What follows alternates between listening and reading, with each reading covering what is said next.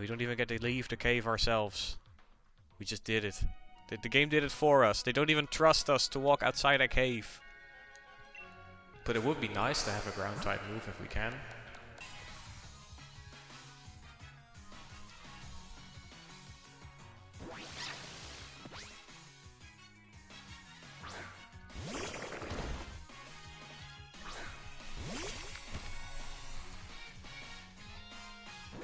I'm just trying the Sand Tomb. I want to show off Sand Tomb. But this Yamper will just not allow it. I just want to show it off. Alright, we get a chance. Hey, you want to check out Sand Tomb on an electric type? This is gonna be great.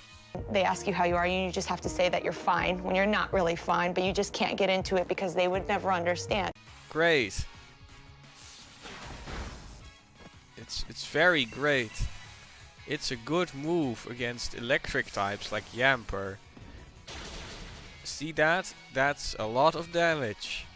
I really like what it did right there. At least it does turnly damage as well. And it's not like this bug bite's gonna do probably more damage as well. No. Sand Tomb is great. No, I'm just playing. It's good. It's really it's fun to use. I like those moves that do residue damage after. I like them.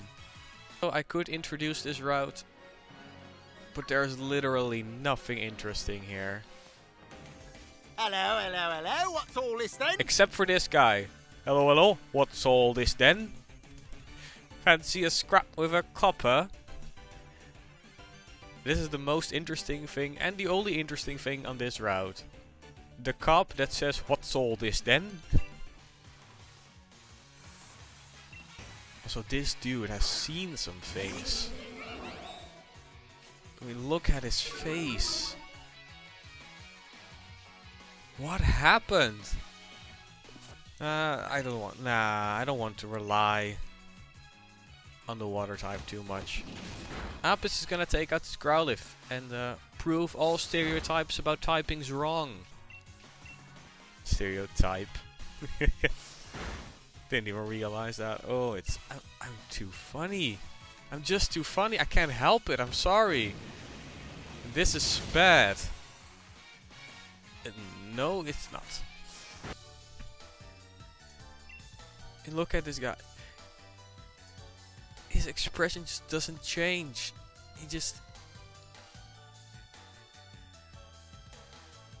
What's all this then? I don't get it. I just don't get you. You're funny, but I don't get you. No, yeah, that was this route. That was the end of it. That's all there was. 2 trainers. And that's it. Anyway, they want us to go in here to sleep for the night. Because we're back in Modestoke, remember? The place where it all started. Yeah, the first gym is in the place where we started the gym challenge. Which is fun, I guess. It's a fun idea.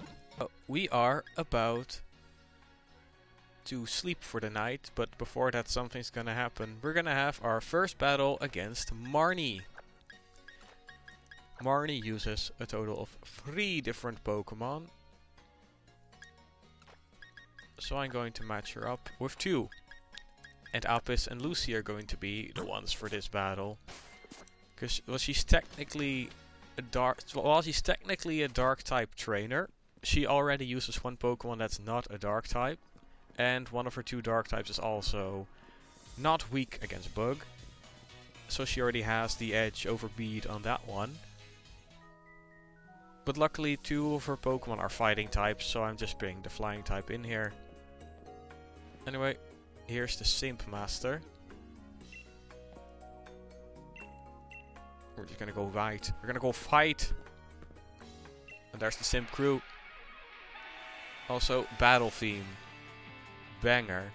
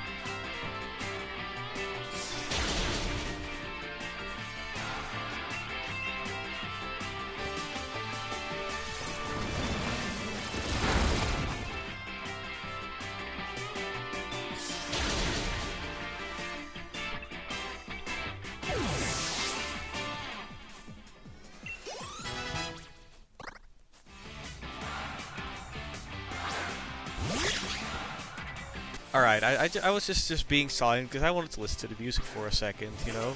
Because this is my goddamn show and I do whatever I want. I want to listen. Oh, right. Yeah, notice what she just said. This move expresses how I'm feeling right now. And then she always uses bite. And believe it or not, the internet likes that. The internet likes that very much. Also, you might want to think, what the fuck is going on with that Morpeko? Don't mind it for now. It has this ability, which means that every turn it switches between this form and its hangry form, where it's hungry and angry at the same time. And all that it does is change the typing of its signature move Aura Wheel, which it learns at like level fucking 60 or something. If only it also like changed its typing between electric and dark. But nah, that's not how this works. Just gonna let Lucy go down with the ship. Sorry, girl. We want a safe switch in, just to be sure. What's it gonna do? How much is this gonna do? I'm curious. Nothing. Okay, it needs 4 hits to do anything. So unless it flinches us 3 times, we should be good. But it could happen. Okay. Because that and a flinch might also have been enough, but it's not. Alright. Taking her down. Everyone on her OnlyFans saw it happen. The Sim Squad still love her though. Yeah, so we're going to be going up against Kabu. The burn heals are probably going to help with that. Well, they would if I were to use items in battle. Sometimes I kind of forget that that's a rule. And I remember right now and I'm thinking back, did I ever accidentally? And then I never can think of anything, so that's good. But I hope I just never accidentally use an item because I just kind of forgot the rule. I hope. Anyway, if you couldn't tell by Kabu's Blitzen red outfit, he's a fire type trainer. And we are a bug type trainer. And if there's one thing that bugs cannot handle, it's a flamethrower. Don't try it, please. Just take it from me. They won't handle it well. But if we look at our squad, our gear is like a natural counter. Well, not really a counter to water, but it's made to do really well against them. And Clipeia is a rock type, so at least it's not hit super effectively by fire. And also, funnily enough, Kabu's main Pokemon is also a bug type. So rock will do extra damage there. So I think we're just gonna go... Oh, why do you not have an item? Hold on. Hold the phone. We need to give you an item. Yeah, let's just go. Let's go. We might potentially be a little underleveled for this. And Kabu's team is notorious for being powerful, since he kind of is able to counter his weakness as well, and he just has a team of fully evolved Pokemon as well, which in this point of the game, like sub level 30, is kind of a challenge. Which is why I'm glad, like if Araquanid, if we didn't have an Araquanid by now, I definitely would have just go trained until we had one, because I really needed that. Dewpider would not have cut it. So yeah, we just need to catch one and kill 3. Catch one, you might say. Yes, catch one. Remember when we were way back on Route 3 and I was just like, hey, there's this thing. It has a 1% encounter rate. I'm not gonna even bother. That was Sizzlipede. And I kind of skipped that because I just knew we're gonna get a 100% encounter rate for the Sizzlipede later on anyway. So yeah, I'm just waiting until now. Fun part about this is there's always going to be a trainer on your side who's also going to be attacking the Salandit or you. The Salandit, the Pokemon you're fighting. And I ain't having none of that. And I knew we would get faked out right there. So I just went in through a ball because I knew I couldn't do anything. But now you fucking die. Get out of here. You fucking lizard. Alright, now we can focus on the Sizzlipede.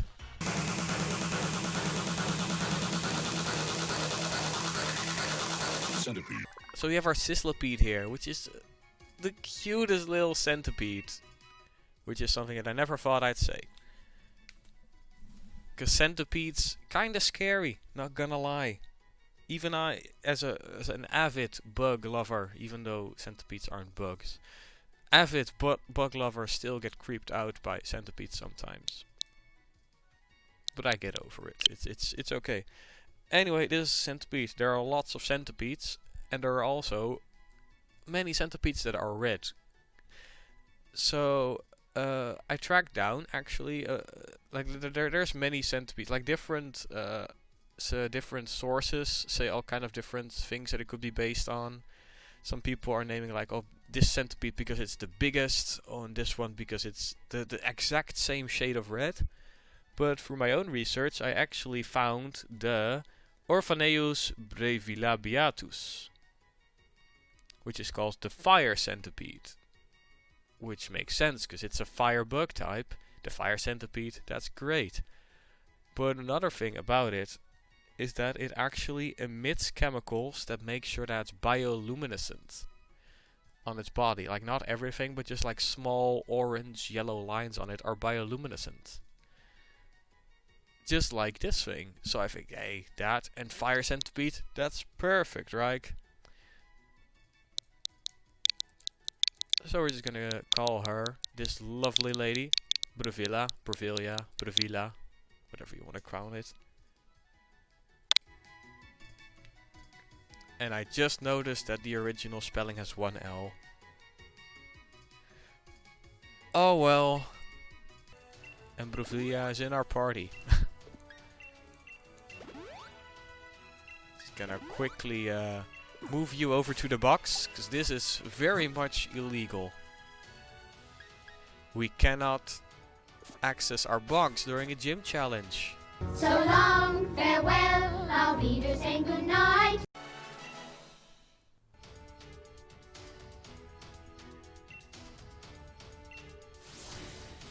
And here we go. So what's my plan here? I don't know, actually. Cause okay, I kind of know how his team works. I don't really fully remember, but I know he starts with a Ninetales with Drought. So starting with Arger would already be foolish, because even with Super Effective Ball Beam it still won't do any damage at all. So we kind of have to start with Clepea. But the problem is that Clepea is also kind of our best bet against his final Pokemon, which is a bug fire type. So I kind of need to, I don't know, but luckily his strategy is also kind of reliant on getting the sun up at the beginning so that his fire moves are more strong and the rest is weaker. But luckily both of our Pokemon that we're going to use have a max move that can change the weather. So I'm just gonna go in, hope for the best, and hope for the best even more.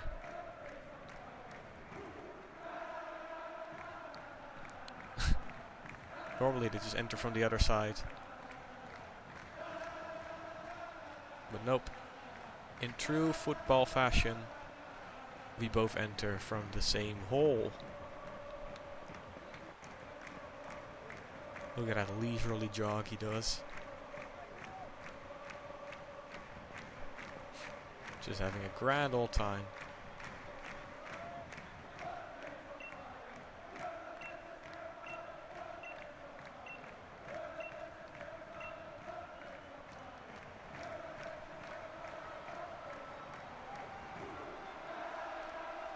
Also, this arena was not red when we entered here to meet the gym leaders. They really gave it a quick makeover. So there's his Ninetales. And here comes the ability. It doesn't? I could have sworn that it had drought. Well, that's good. That's good. I was about to suggest maybe I should just turn one Dynamax to just get the Sandstorm up. But now we can just Rock Blast and see what happens. Oh, that's it. He burns. He doesn't get the sun up, he burns. Well, now we really should have started with Arger for this.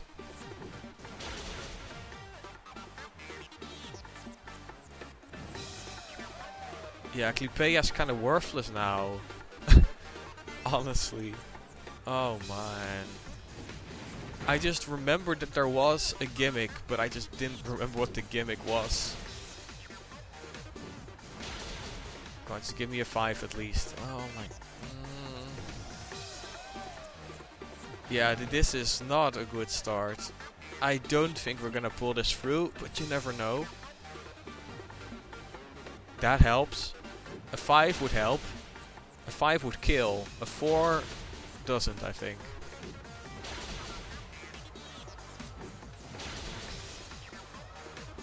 Oh yeah! That feels good.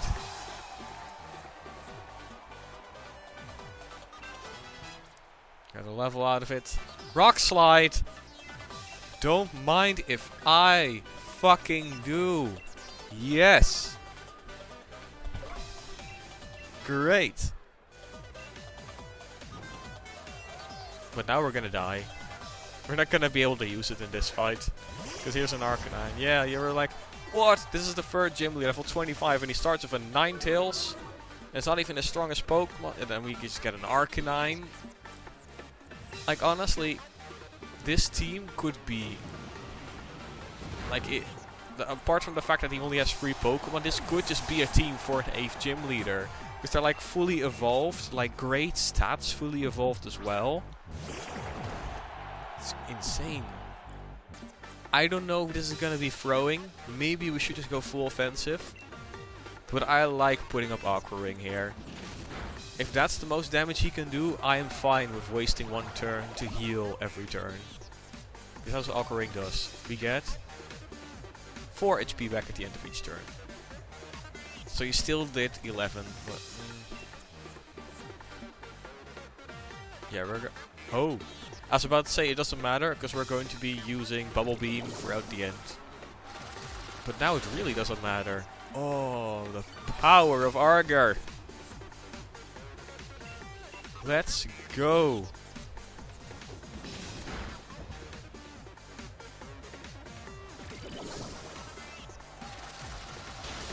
I could have Dynamaxed, put the rain up so that our Bubble Beam or our Max Geyser would do more damage next turn.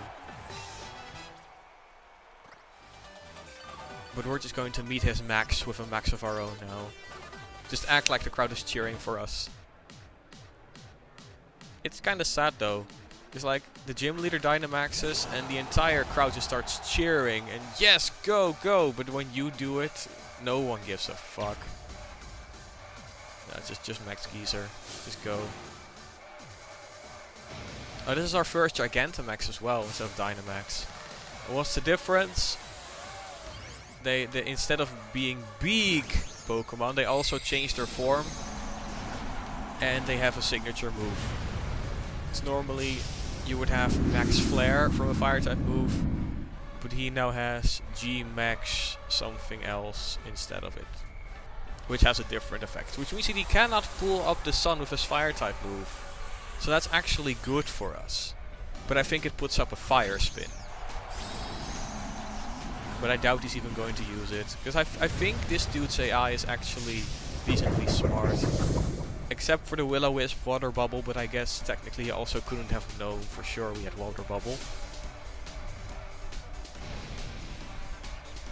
But I don't remember this dude having bad AI. And he does. He does use it anyway.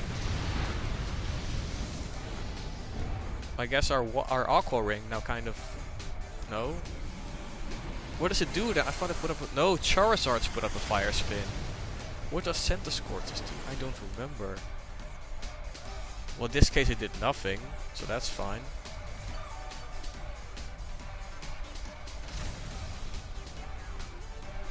Oh, it put up a fire spin. Never mind, it did. It just didn't say that it did. Yeah. At least he was smart about it. It's like, oh, it's raining. Let's not use a fire type move again. And it almost worked out. The Aqua Ring saved us. I want to point out 8 HP. Aqua Ring, perfect play. Perfect play.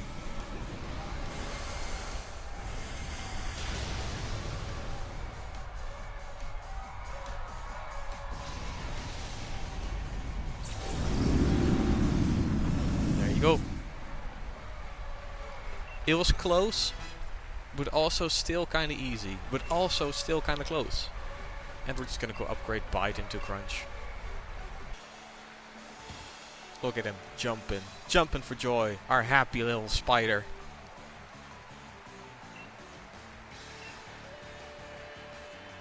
Yeah,